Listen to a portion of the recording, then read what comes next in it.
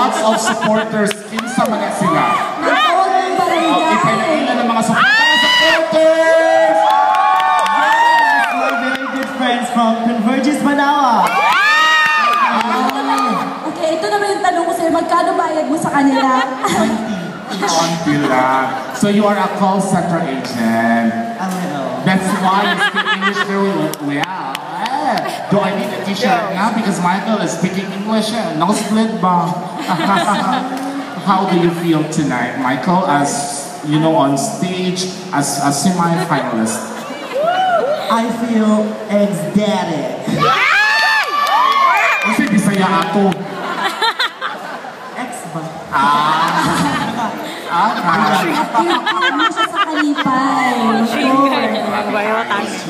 Okay, so wait lang langay. Let's give a round of applause to our 6th contestant. Mr.